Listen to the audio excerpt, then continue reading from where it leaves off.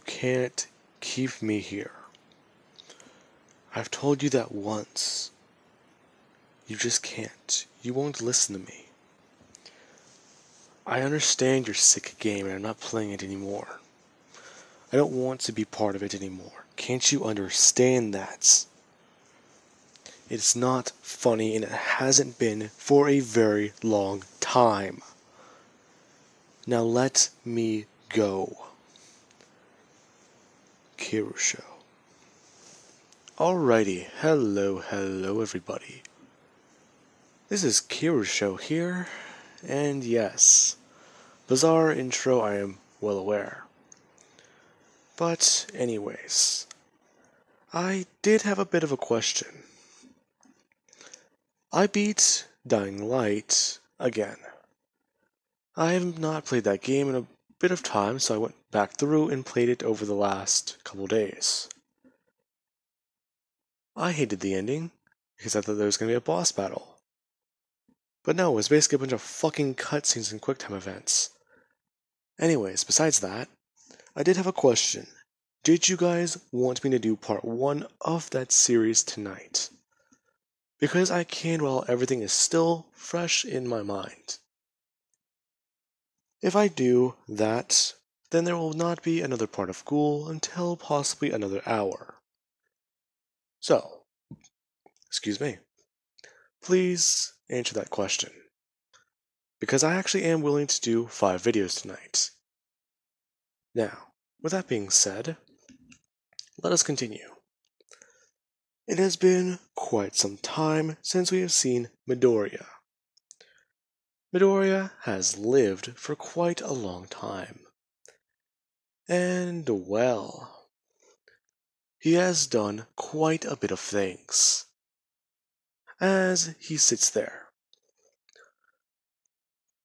at the age of 25, a very long beard and very long hair, sitting in the emptiness of space.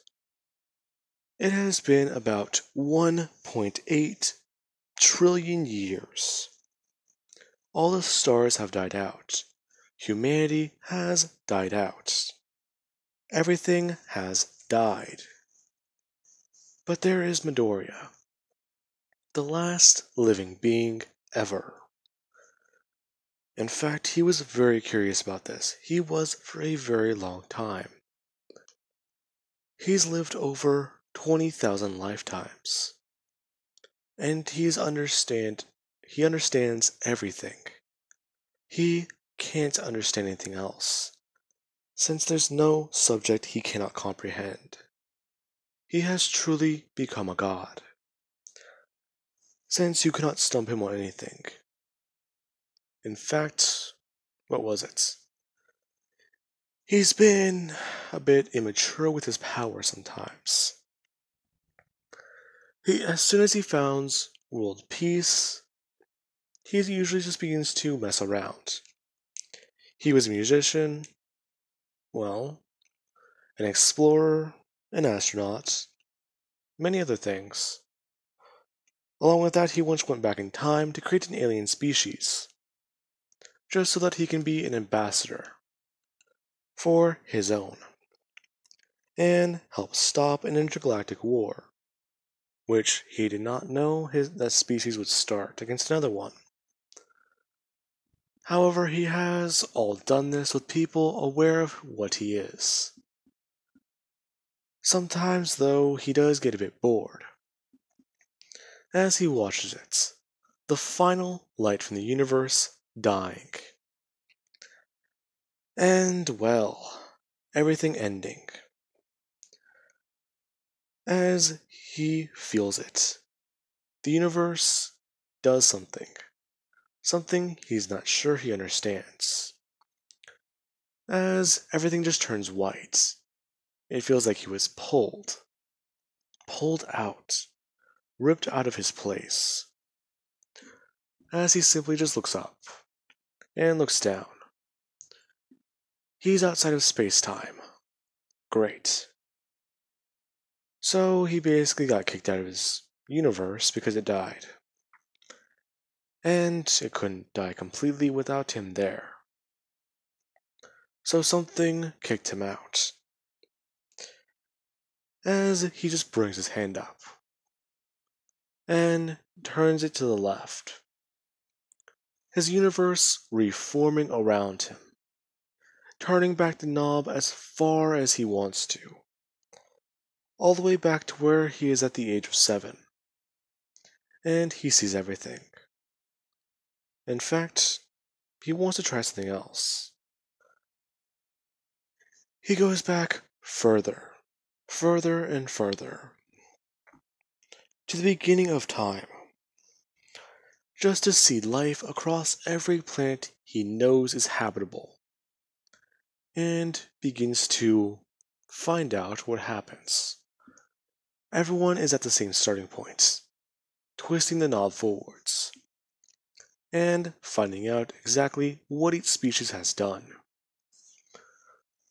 There is a bit of an odd discrepancy, I guess you can call it, between each species.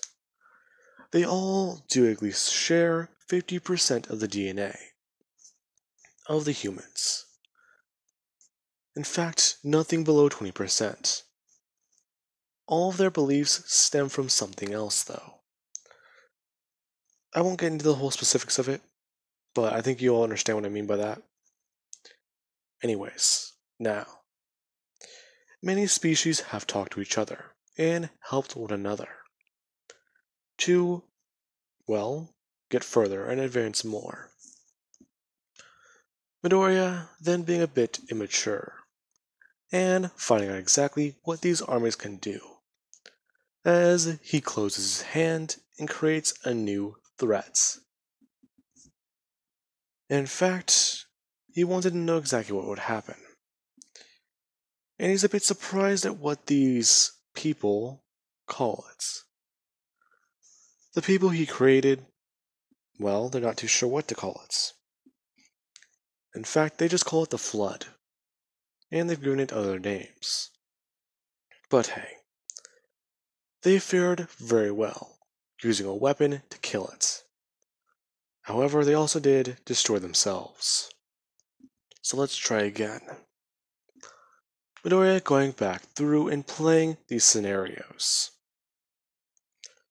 Yeah, I think you will see where this is going. Now, Midoriya is actually bored too. After doing this for about a very long time, he goes through different scenarios.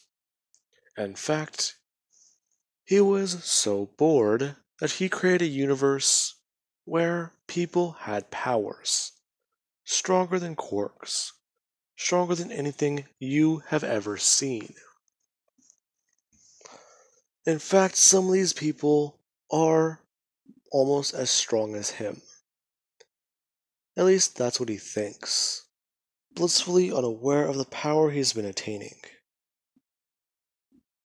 As he is waiting for them to find him, waiting for them to try and even see him. Now, this is whenever one of them do actually get that strong, find out about him. Midoriya speaking to them, and explaining what he is. Technically, he's Izuku Midoriya. Then again, you could call him their god, but he doesn't want to go by such titles.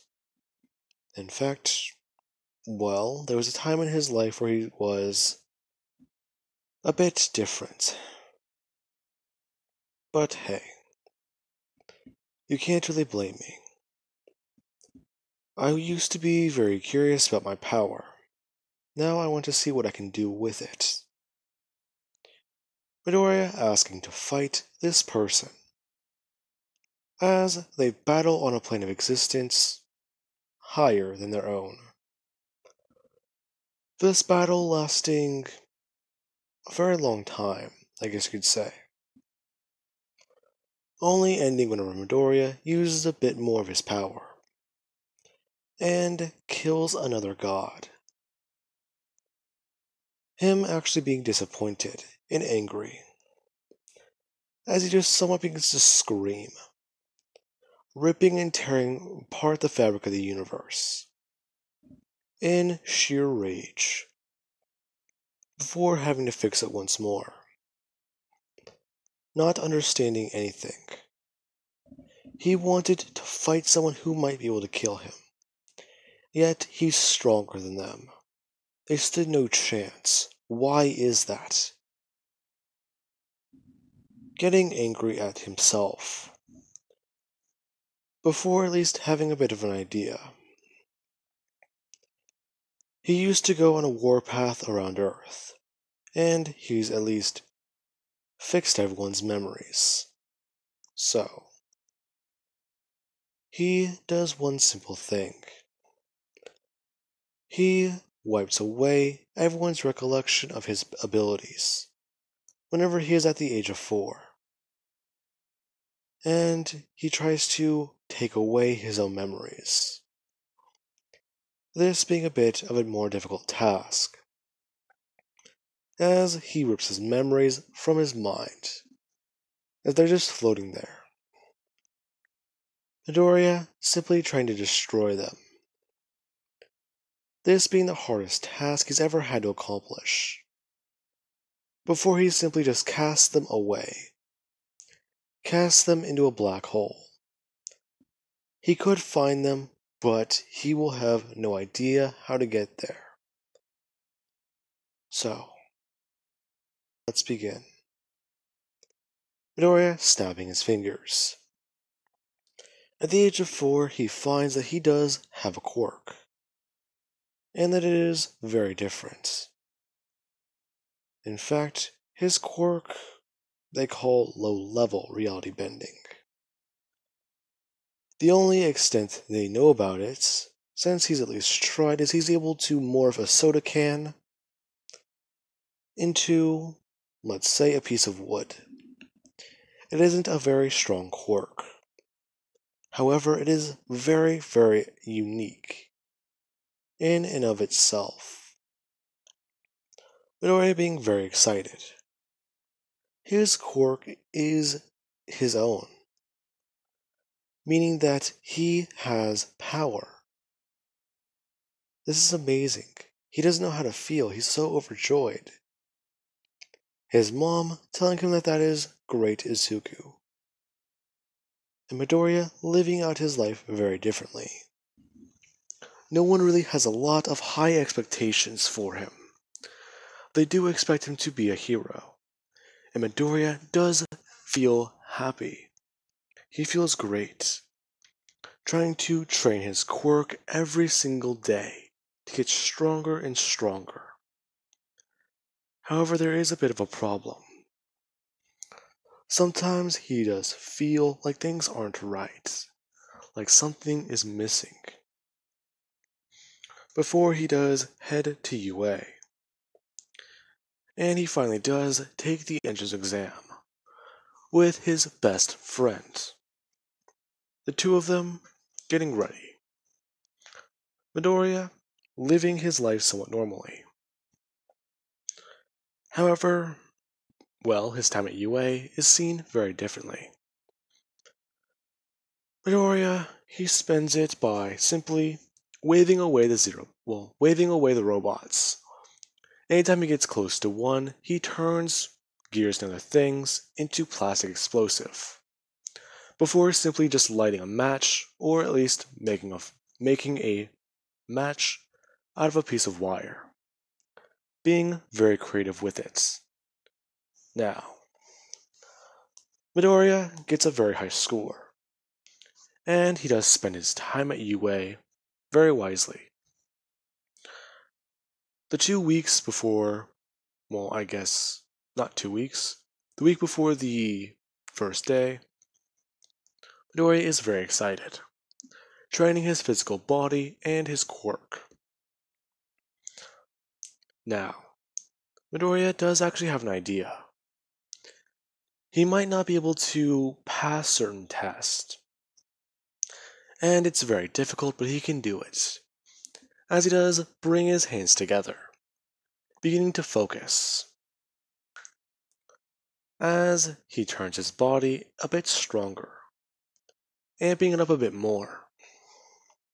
Now, imagine, well, I was going to say Captain America, but I don't think that is the right physical. What is it? I guess Meliodas, I could say, like Assault Mode Meliodas. That's the type of body he has, kinda, I want to say. Anyways, now, Midoriya does have that body, along with the fact that he does try and amp up his strength. This feeling a bit odd to him, and also a bit more amazing. His low-level abilities are starting to get better. He's improving upon them, building more with it, being creative. Why does this feel familiar? I've never done something like this before, have I? That's really concerning Midoriya. As he leaves, heading to UA and arriving. Walking into class 1A as quite a lot of people do try and question him about his quirk. Many people think he has a creation quirk. Momo getting wind of that. Now, with that being said, Midoriya does explain his quirk. He can't create things, he just manipulates reality. Now, with that being said, Midoriya does do very well on the physical test. Then, later on, for the USJ, All for One still does not exist. Not across Midoriya's realities. Since Midoriya forgot All for One's existence prior, that means that every reality Midoriya has been to has not had an All for One. So there is no reason for a villain attack here. At the sports festival, Midoriya does perform very well by simply just moving around different pieces around the arena.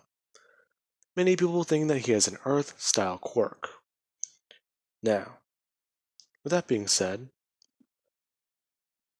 Midoriya also does perform very well at, his internships, being able to quickly take down the hero killer, since he did internship under a very different hero, and was able to help cure Ingenium's disability. Now, Midoriya goes throughout this entire life very differently. Many people do try to ask him about his quirk and different things. However, Midoriya does actually get closer to Momo Yaoyorozu. Over this time he's found out about her quirk, found it to be amazing, found it to be very, very unique. In fact, he was able to edit her quirk to get rid of her drawback, meaning that she can do whatever she wants with it now. The two going on to be very, very good heroes. And Midoriya living a very happy life, being able to actually help take down crime, and being known as the reality hero, who once simply threw his hands against a building and stopped it from collapsing by repairing it completely. Midoriya thinking that those were the extent of his powers. Before, one day at the age of 26, he's having a bit of a nightmare. A nightmare about a nuclear war. And exactly what happened, as he watches mushroom clouds and odd things emerge from the ground, as someone shakes him awake. Midoriya gasping awake as everything around him disappears. Momo, right next to him, telling him that whatever just happened, he needs to be careful. His quirk activated in his sleep. But what's going on? Midoriya jumping up and looking outside, seeing the mushroom cloud. Being really shocked and confused as he throws up his hands, out of reaction. The mushroom cloud stopping. In fact, everything around him stops, as the only thing moving is Momo, who runs out to see what's going on. Midoriya instinctively turning his hand, turning back the nuclear warhead. As it just disappears, and Midoriya holds the explosion in his hand, before simply crushing it, and it going off, only as a little poof of smoke. Midoriya very shocked and confused, thinking that his quirk rapidly, evolved, before turning to Momo, who was staring at him very, very intensely, trying to figure out everything. Now, eventually, Midoriya, he has to remember. Although his memories come back slowly, and it was seen as him dying. It was seen as some free part of him dying, since he didn't have to deal with the reality he has to live with. This is not his home. This is not his dimension. Whenever he did leave, he ascended once again. He went higher. Now, with that being said, I do hope that you guys enjoyed. And have an amazing night. I'll catch you guys in the next part. And once again, if you guys do want part 1 to Dying Light Deku, please leave it in the comments below.